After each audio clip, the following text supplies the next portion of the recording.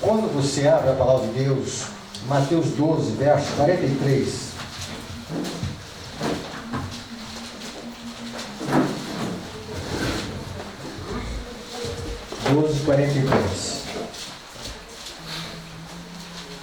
Quando o espírito imundo sai do homem, anda por lugares áridos, procurando repouso, porém não encontra. Por isso diz: voltarei para minha casa de onde saí. E tendo voltado, a encontra vazia, varrida e ornamentada. Então vai e leva consigo outros 7 espíritos, piores do que ele, e, entrando, habitam ali. E o último estado daquele homem torna-se pior do que o primeiro. Assim também acontecerá a essa geração perversa. Então Jesus fala aqui do espírito imundo. Ele sai do homem e ele anda por lugares desérticos. E ele não encontra repouso. E ele diz: olha, eu vou voltar para a casa de onde saí. E voltando, ele encontra a casa vazia, varrida e ornamentada.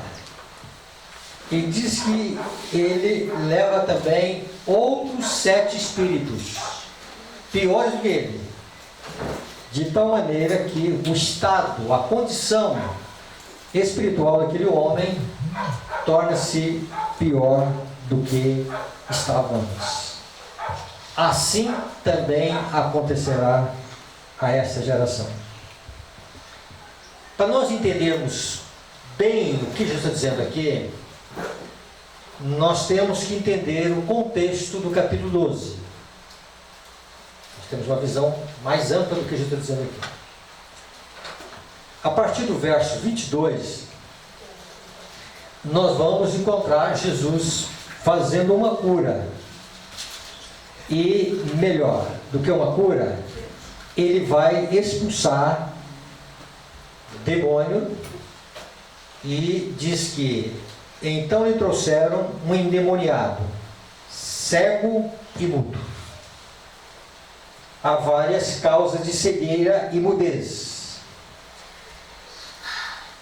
Uma delas, possessão demoníaca. Guardem bem isso. Há várias causas de surdez, cegueira e mudez. Uma das causas, possessão demoníaca. Quando Jesus vai expulsar o espírito maligno, ele diz: e ele o curou, passando o mudo a falar e a ver. E toda a multidão se admirava e dizia: é este, porventura, o filho de Davi? Mas os fariseus, ouvindo isto, murmuravam: este não expele demônios, senão pelo poder de Beelzebul, maioral dos demônios. Então, quando Jesus ele passa a expulsar aquele espírito imundo que estava na vida daquele homem, ele vai ver e falar, e aí os que estavam em volta, os fariseus, os líderes espirituais, os guias, aqueles que eram zelosos pela lei de Deus, vão atribuir o poder que estava em Cristo como sendo o poder de Beelzebul, ou o poder do maioral dos demônios. Então, esse é o contexto que nós encontramos aqui. Jesus, então, ele vai agora refutar tais acusações. E aí entra, vamos dizer assim, a advertência que Jesus faz. E essa advertência está no verso 30. Quem não é por mim, é contra mim. E quem comigo não ajunta, espalha. Por isso vos declaro, todo pecado e blasfêmia serão perdoados aos homens, mas a blasfêmia contra o Espírito Santo não será perdoada. Qual a diferença de blasfêmia e pecado? Esse termo, blasfemar, é um termo para acentuar a gravidade e a perversidade do pecado. Então, quando Deus fala e menciona a verdade da palavra blasfêmia, está dizendo aqui insulto em relação a Deus. Quando nós encontramos aqui, aí Jesus vai dizer que todo pecado e blasfêmia serão perdoados aos homens, mas a blasfêmia contra o Espírito Santo não será perdoada. Se alguém proferir alguma palavra contra o Filho do Homem, ser-lhe-á isto perdoado. Mas se alguém falar contra o Espírito Santo, não lhe será perdoado, nem neste mundo, nem no porvir. O que é o pecado contra o Espírito Santo? E aí nós temos que entender uma palavra chamada resistência. Então vamos entender aqui a palavra resistência. Quando nós encontramos o ministério de Cristo, e se nós formos um pouquinho antes do que acontece em relação àquele que estava endemoniado, cego e mudo, diz que o Espírito Santo repousou sobre Cristo. Então, Jesus, por onde passava, em volta dele havia uma atmosfera celestial. De alguém que tinha, vamos dizer assim, o sinete do céu. Era impossível alguém não, vamos dizer assim, não se sentir bem com a presença de Cristo. E quando Jesus, então, ele avança no ministério, quando digo avança no ministério, ele passa a fazer algumas exortações. Os fariseus ambiciosos, que não deram espaço para que Deus pudesse trabalhar no coração deles, eles vão criando uma resistência àquilo que Jesus estava fazendo. Neste momento, eles estão vendo com os olhos físicos Jesus realizando milagre. Então, ninguém contou acerca de milagres para eles. Eles viram. A palavra de Deus não diz se eles conheciam o homem, tá? Mas uma coisa ficou bem nítida, né? O milagre foi presenciado por muitos. E eles vão atribuir a esta obra, a esse poder que estava em Cristo, como sendo o poder de Beelzebul, ou o poder do príncipe dos demônios, ou o maioral dos demônios. Então Jesus vai dizer que todo pecado e blasfêmia seriam perdoados aos homens, mas a blasfêmia contra o Espírito Santo não seria perdoada, por duas razões. É o Espírito Santo que leva uma pessoa ao arrependimento. Então, quando uma pessoa ela insulta o Espírito que leva ao arrependimento, não existe um outro poder, não existe uma outra maneira pela qual ela possa ter arrependimento. O arrependimento é uma obra que Deus consegue produzir em nossa vida com o nosso consentimento, mas é uma obra de Deus. Tá?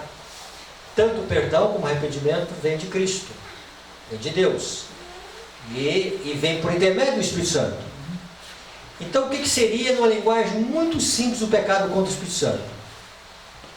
Atribuir a obra do Espírito Santo como sendo a obra de do inimigo, Satanás. Vamos dizer assim, um estado, e podemos até dizer que é um processo de rejeição. Aquele momento ali não era simplesmente um momento que eles estavam reagindo em relação à obra de Deus. Eles vieram com uma resistência no coração. Por falar em resistência, O maior pecado que nós temos na Igreja Adventista do Sétimo Dia chama-se resistência ao Espírito Santo de Deus.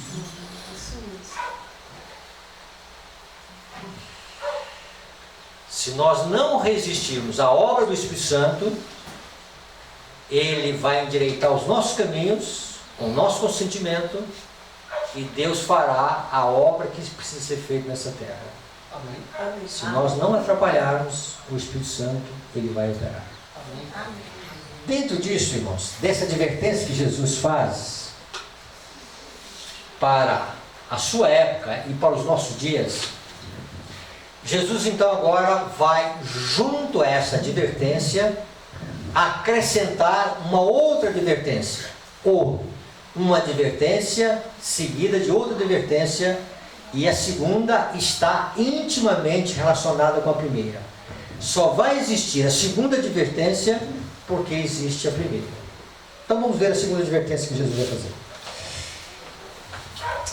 Mateus capítulo 12, voltando lá.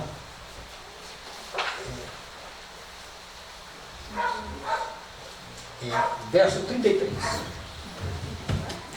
Ou fazei a árvore boa e seu fruto bom, ou a árvore má e seu fruto mau. Porque pelo fruto se conhece a árvore. Raça de víboras. Como podeis falar coisas boas sendo maus?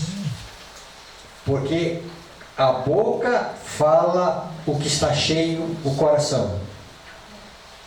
O homem bom tira do tesouro bom coisas boas. Mas o homem mau do mau tesouro tira coisas más. A gente está falando do coração, coração bom, coração mau. Tá? O que é coração bom e o coração mau? Coração bom, ele não resiste à obra do Espírito Santo. Coração mau, ele é resistente. Ele não cede para Deus. Ele tranca o coração no cadeado e diz: aqui não entra. Não tem espaço aqui para Deus. Tá? Então o Espírito Santo não consegue entrar no coração dessa maneira. E aí Jesus vai dizer: digo-vos que de toda palavra frívola que proferir os homens, dela darão conta no dia do juízo. Porque pelas tuas palavras serás justificado, e pelas tuas palavras serás condenado. Então voltando. Junto à primeira advertência, há uma outra advertência. E Jesus agora vai falar sobre o teor das palavras. O que sai da boca. Então o que sai da boca tem dois sentidos. Primeiro sentido: o que sai da boca é indício do que está no coração. Se lá dentro está bem, o que vai sair é bom. Se lá dentro não está bem, tá? O que vai sair não é bom. Sempre Cristo trabalhou nos evangelhos com a santidade do coração. Ou Cristo trabalha sempre nos evangelhos com a necessidade de mudança de coração. A gente pode ver isso com Nicodemos.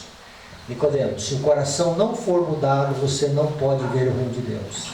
Nicodemos, se você não experimentar um novo nascimento, um novo coração, você não pode entrar no reino de Deus. Para a senhora samaritana, se o Espírito Santo não atuar, não tem a verdadeira adoração. Então é o sentido que Cristo trabalha, né?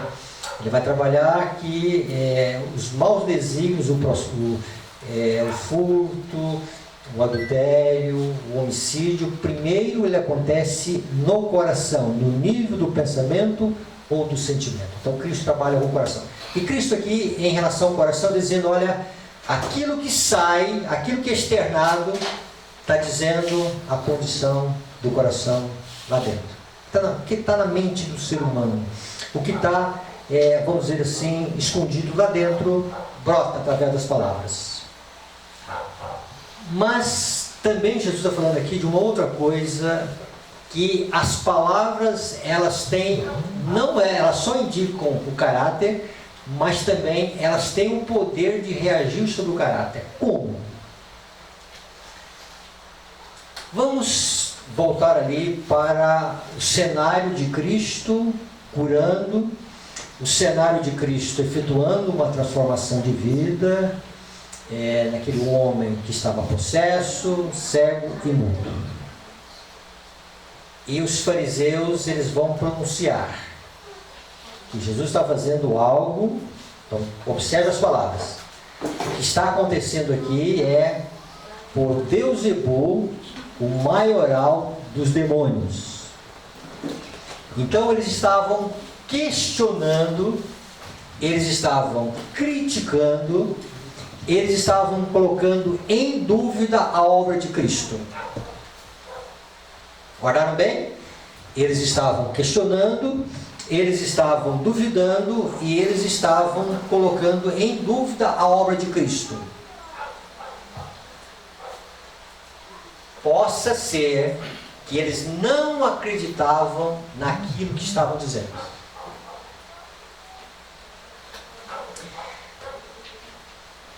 Quando uma pessoa ela lança uma crítica, ela lança uma dúvida sobre algum ponto que é um ponto importante que envolve salvação, aí ela tem dois caminhos: o caminho de renúncia, e para renunciar o orgulho tem que ceder, ela tem que abaixar, tá? Ela tem que descer e ela tem que dizer: olha, eu errei, tá? Eu falei isso na igreja, não era para ter dito isto, a mensagem foi de Deus, o propósito foi de Deus, aquilo que foi falado tem base bíblica, é realçar o dom profético. Então ela vai, vamos dizer o seguinte, renunciar àquilo que ela falou. Mas o que acontece geralmente quando o orgulho entra? Acontece aquilo que aconteceu no céu. Satanás ele dá um prosseguimento errôneo no sentimento, nos desejos, nos propósitos do coração, e agora, para voltar àquilo que ele havia dado os primeiros passos, tá? O orgulho não deixa. Nós, como seres humanos, nós podemos, em algum momento, errar no juízo. Quando eu digo errar no julgamento, eu falava juízo agora no sentido de julgamento, tá? Nós podemos, em algum momento, como ser humano, por discordar, nós podemos errar, nós somos passíveis de erro, tá? Agora, o perigo maior está em nós querer perpetuar uma decisão errada. Então, veja bem, o que Jesus está dizendo é o seguinte, que o questionamento deles, as palavras que eles estavam dizendo, tá, elas têm o poder de reagir sobre o caráter. Como? Se eles continuassem resistindo e atribuindo essa obra como sendo uma obra a Satanás, aí o que iria acontecer? Chegaria um momento que essa mentira repetida várias vezes para o coração se tornaria uma verdade para eles.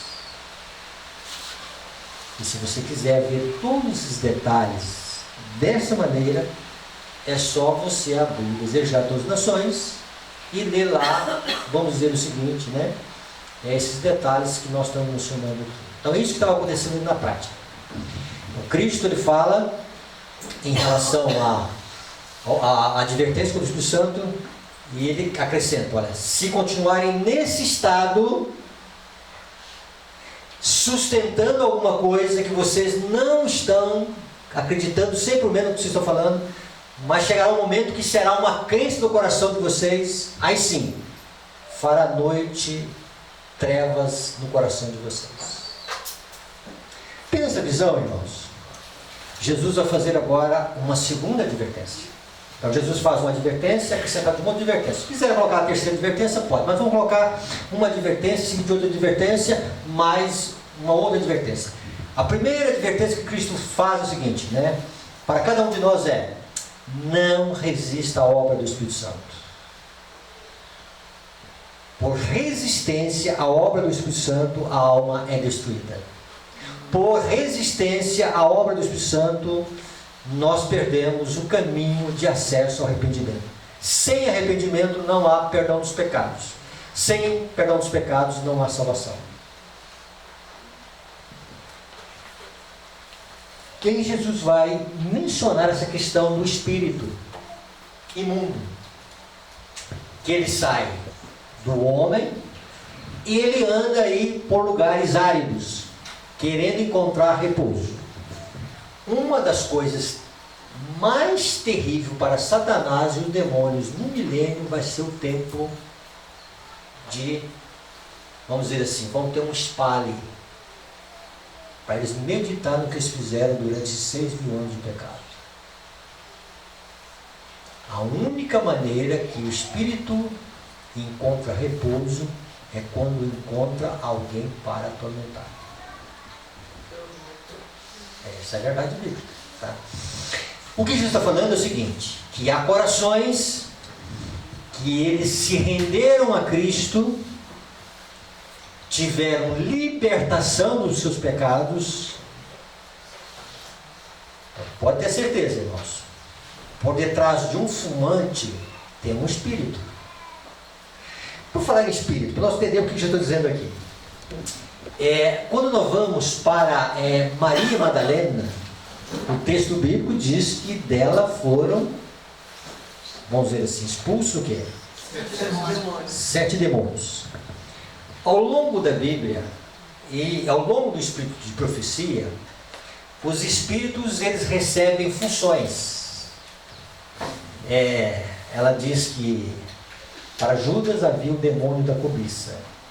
Então, Judas gostava mais de dinheiro que qualquer um. Tá? A Bíblia e profecia, espírito de prostituição, espírito de medo, há vários espíritos que são mencionados aí, né?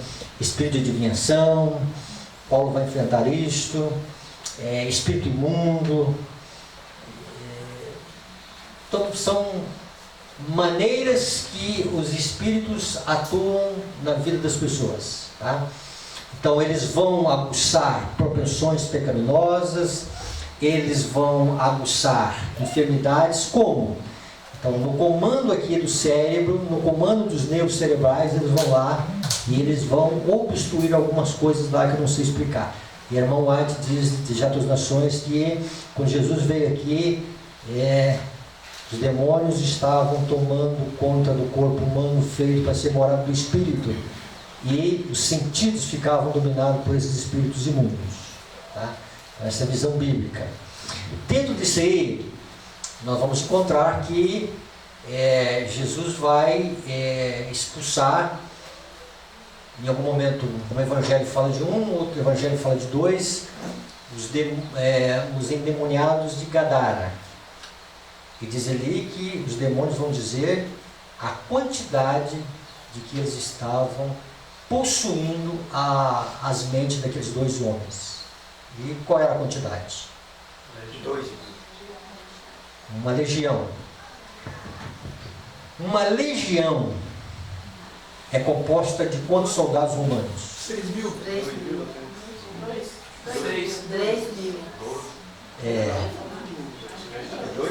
2 a 3. Tá? Uma coisa é o seguinte, tem que ser mais do que 2.000. Por que tem que ser mais do que 2.000? Tá? Porque 12.000 porcos foram no buraco abaixo. Então, Ellen White diz, parece que ela fala que era de 3 a 3.500. Algo assim, ela usa essa cifra assim, 3 a 3.500. Tá? 3 a 3.500 espíritos imundos, né? E aqueles homens estavam urrando, estavam nus, estavam morando em sepultura, estavam cortando o corpo com instrumentos cortantes, era horror para as pessoas.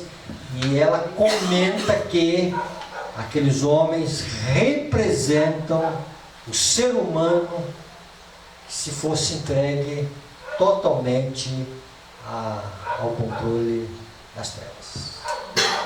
Que é os últimos dias, né? Tá? E aí veja bem.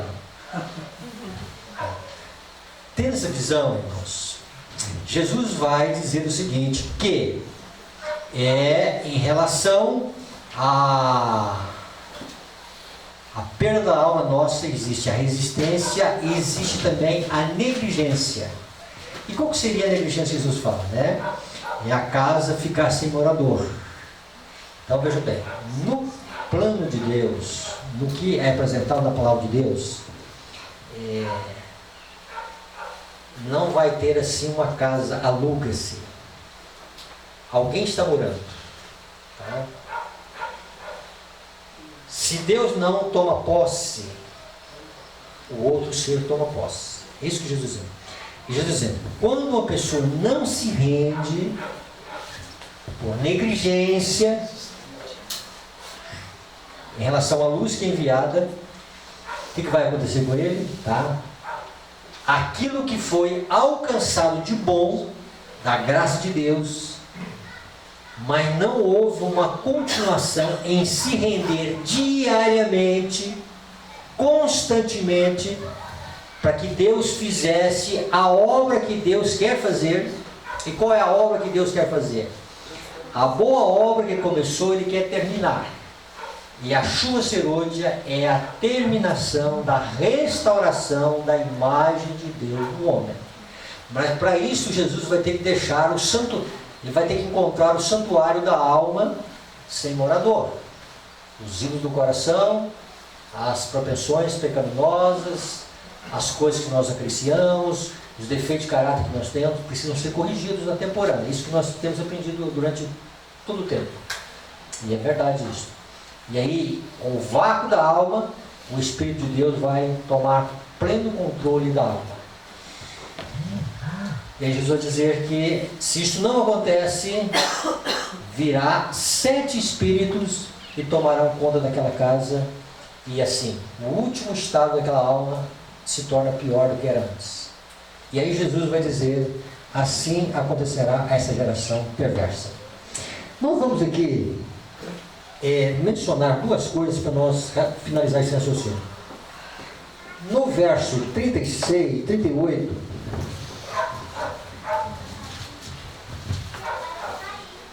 então, alguns escribas e fariseus replicaram: Mestre, queremos ver de tua parte algum sinal. Mas Jesus tinha feito um milagre lá.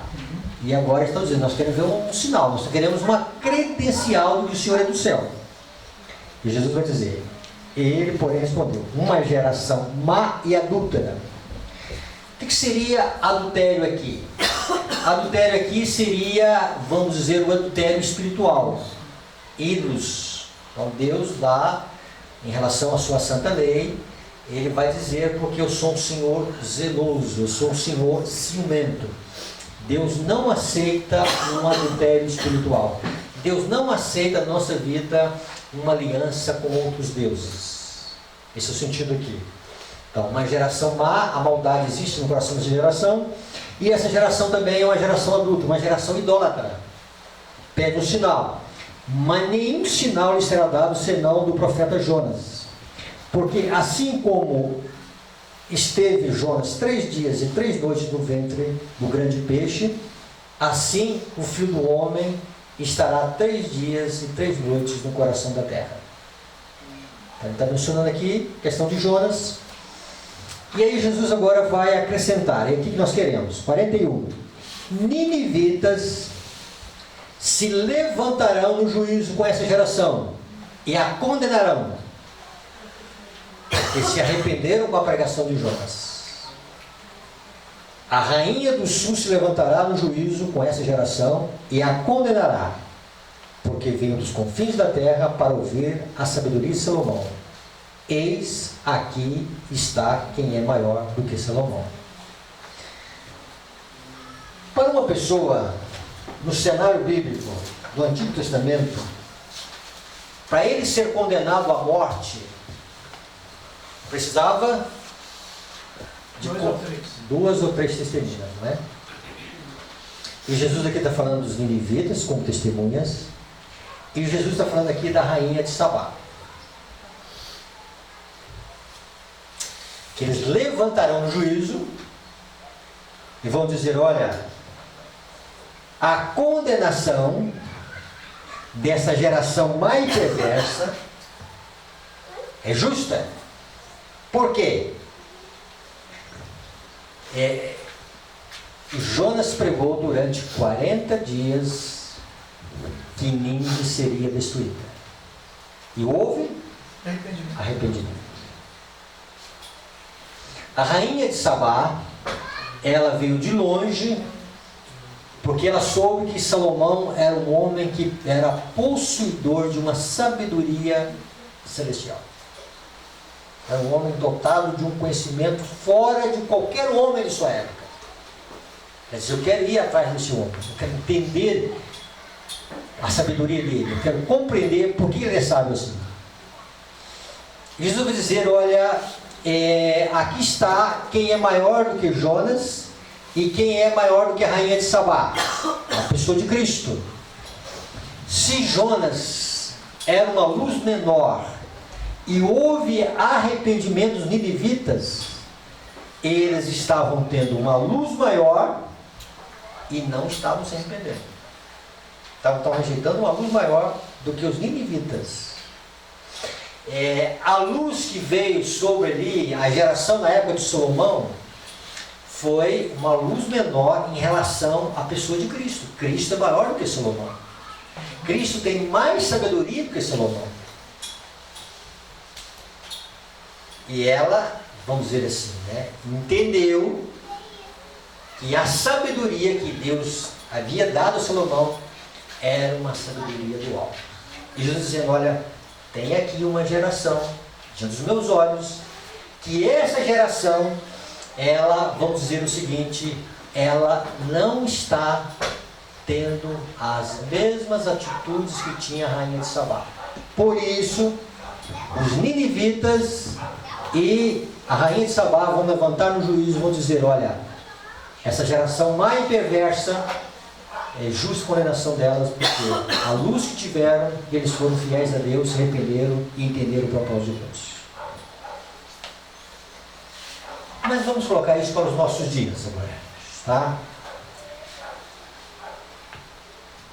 Aquilo que estava acontecendo ali no capítulo 12 do livro de Mateus é um retrato do que acontece e acontecerá nos nossos dias. E vou falar agora aqui com muita tristeza. Desde o ano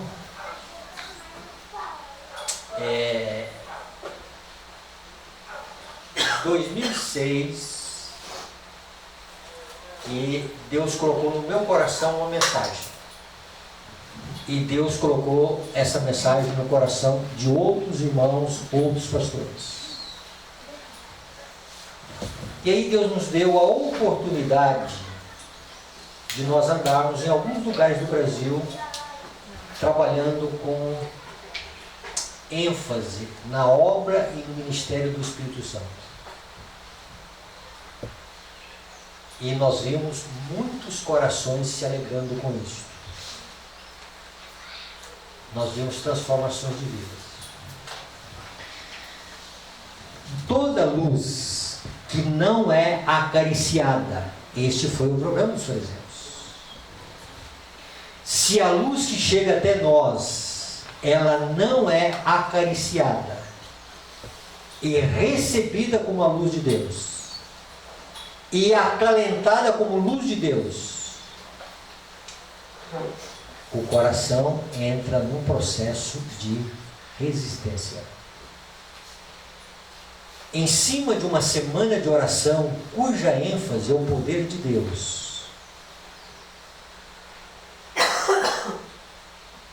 e corações que olham para o pregador e dizem o seguinte: pregador, não foi você que falou para mim. Falando de coisas reais, gente. Deus disse no meu coração. Mas veio o tempo e o coração, então agora, aquilo que foi resistido, aquilo que não foi acalentado no coração, porque o Espírito Santo, ele só trabalha no coração do ser humano de acordo com o nosso consentimento e de acordo com o nosso desejo. Se o meu coração não quer, o Espírito Santo não força. Se o meu coração resiste, ele não empurra a porta. Ele apela. Ele chama. Nós nunca vivemos um período de tanta luz na igreja adventista. Eu diria, depois da época de Cristo, que ali é maior do que qualquer pregador que eles viveram. Eu não sei se eu poderia dizer isso, mas nós vamos vivendo uma era especial. A luz que Deus tem dado para nós, ela não foi alcançada há 10 anos atrás na igreja. Eu passei por um seminário de teologia, eu passei 4 anos no seminário de teologia. A luz que vem para a igreja hoje, e a luz que eu via de 81 a 84, no seminário de teologia, naquele tempo a luz era desse tamanhozinho, quase nada. E hoje nós vemos uma grande luz. Que geração, irmãos, dos nossos dias, ouviu falar de arrebatamento e reforma? Que geração que viu que a obra de reforma de saúde tem esse aspecto aqui? Isso que foi apresentado aqui já estava profetizado. Né? E ela diz que o assunto da temperança seria estimulado, agitado. Então nós estamos vivendo em tempos de luz da mensagem do terceiro anjo. A mensagem do terceiro anjo é luz e é poder. Então nós estamos vivendo uma era muito especial. Que geração compreendeu a chuva serôdia como está compreendendo agora? Que geração que compreendeu o selamento como está compreendendo agora? Qual é essa geração? Eu acredito que mesmo os pioneiros, eles tiveram luz sobre isto, mas eles não entenderam, porque não era o tempo de eles entenderem. E Deus reservou para a última hora banhar a sua igreja de conhecimento, de luz. Amém. Nunca o Apocalipse foi tão estudado. O Apocalipse nós aprendemos no passado, irmãos, é aquele Apocalipse lá, né? Não, é a besta, é isto, não, porque é isso, só naquilo, ficou só naquilo. Hoje não, hoje nós conseguimos conectar o Apocalipse com o santuário especial, com a justificação pela fé, com os eventos finais, né? Com o Antigo Testamento, com o Novo Testamento, e nós vamos vendo a beleza que Deus retratou nesse último livro. Que geração teve? Que geração teve tanto conhecimento, tanta oportunidade de alcançar? Quantas lives? Quantos homens de Deus foram lá para a internet? Tem muito lixo na internet, mas tem homens lá que estão soando a trombeta corretamente, tá? Amém. Que geração nós tivemos, tanta luz, irmãos. E às vezes eu olho na internet alguns homens de Deus e digo, Senhor, que sabedoria desses homens. Algumas coisas que vêm aqui, irmãos, não é fruto do Jorge. Não é fruto, estava dizendo ali para um grupo de pessoas, né? Nunca tinha visto a história de Jeroboão dessa maneira. É uma historinha lá, uma historinha de testamento, um rei limpo, tá. Mas vem, como está se tornando assim, abrangente a visão. Então, se nós não acariciarmos a luz que está sendo derramada nessa terceira anjo, essa luz se torna trevas. E as trevas são recebidas como a luz. No contexto de Minneapolis, que foi a época da justificação pela fé, algumas coisas assim tão pesadas que a irmã White menciona ali, testemunho para ministros. E uma das coisas pesadas que ela diz, ela está falando da resistência. Resistência à obra do Espírito Santo na vida de 2 pastores.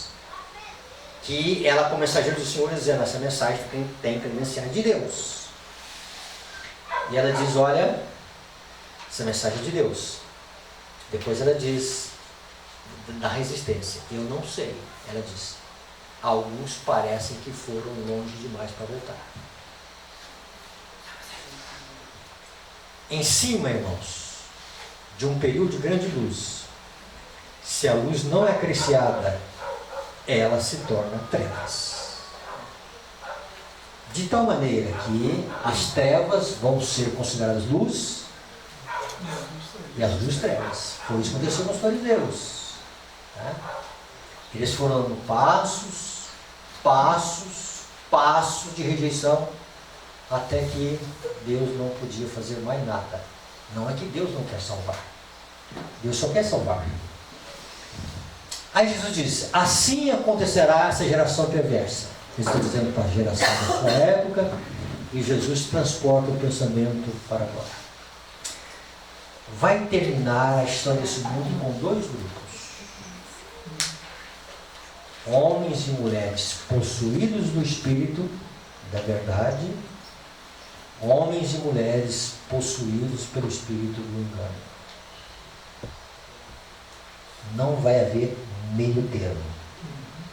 Quando o Espírito Santo é apresentado no Apocalipse 4, verso 5, como sendo 7 espíritos, ou as 7 facetas da plenitude de Deus, já que na palavra de Deus perfeição é o número 7, e a profecia amplia para nós que no Apocalipse 7 é plenitude, então a plenitude do Espírito Santo, que é vista em Isaías, capítulo 11, verso 2, tá?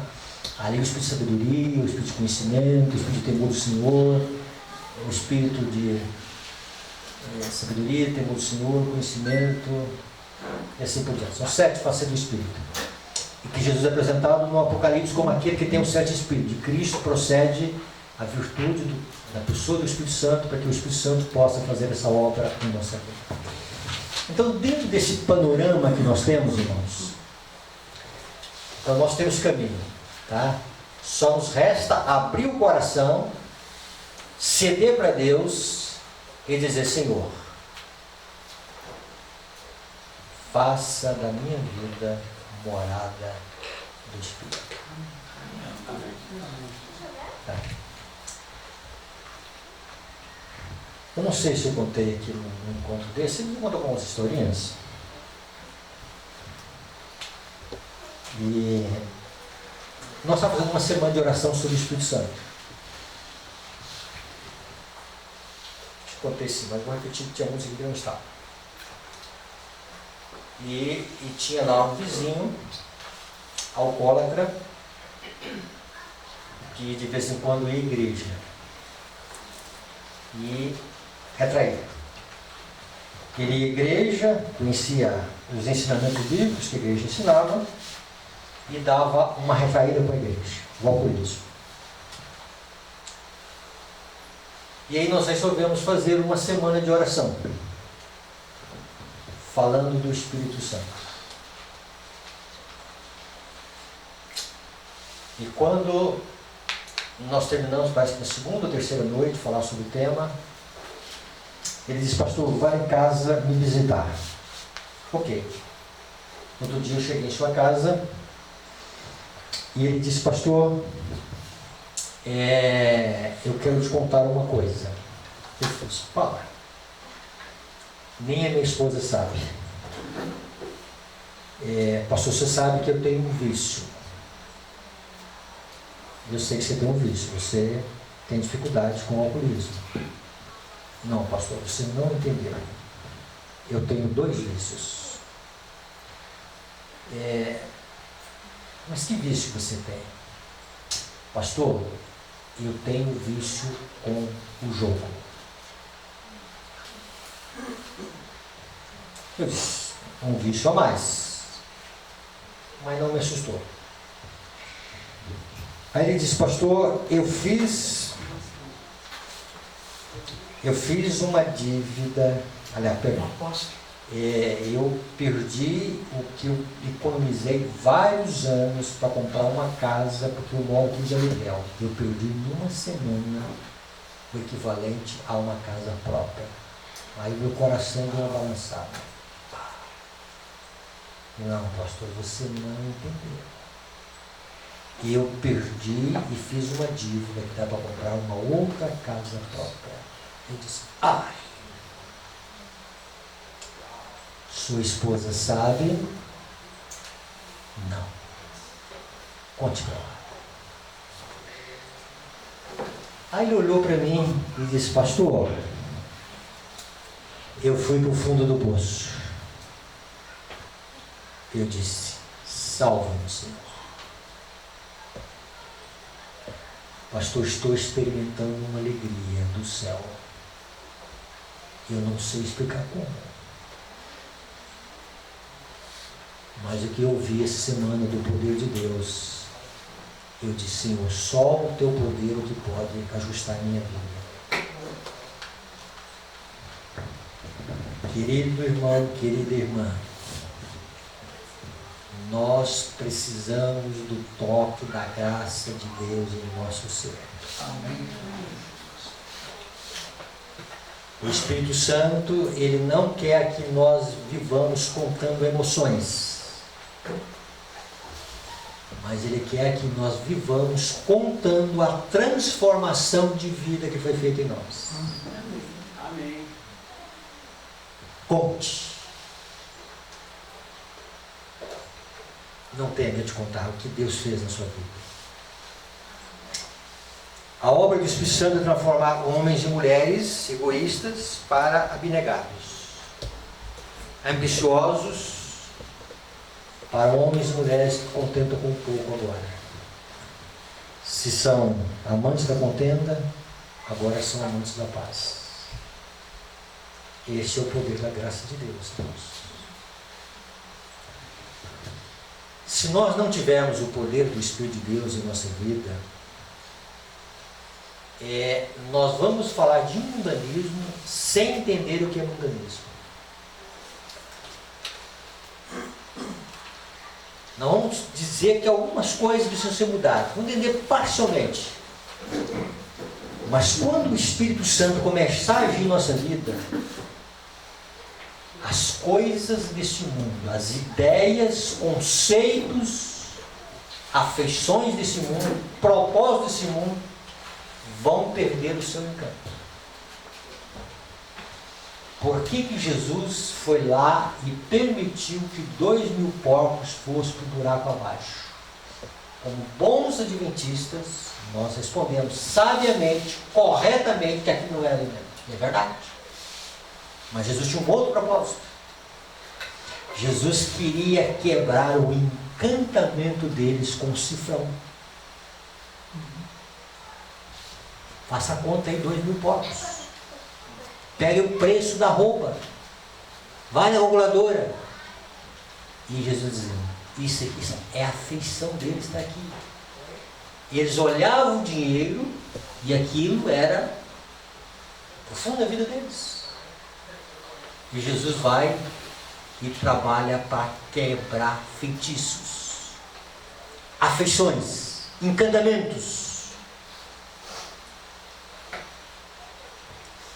Os olhos deles brilhavam com o lucro. Às vezes fala em cortar pé de café. O cifrão pesa. Pesa. Então veja bem, irmãos. Diante disso aí, esta obra do Espírito de Deus. Voltando ao caso daquele senhor. E aí ele disse: pastor, eu estou com uma alegria. E eu olhei para ele e disse assim: que bom, pastor, encontrei o meu Salvador. Estou numa paz, pastor. Não sei nem o que vai fazer. Ele disse: eu quero me batizar. Eu disse assim: eu posso ser sincero com você? Você tem dificuldade de assimilar as doutrinas da igreja. Alguma coisa, estudava com ele hoje e no outro dia ele estava discordando, duvidando de tudo aquilo que havia estudado. Ele diz: você tem dificuldade de aceitar pontos doutrinários da igreja, você tem que assimilar essas doutrinas no seu coração. Essas doutrinas são doutrinas de Deus, elas fazem parte. Você tem que ter o dom da doutrina, mas tem que ter as doutrinas também, tá? As duas coisas, elas são inseparáveis.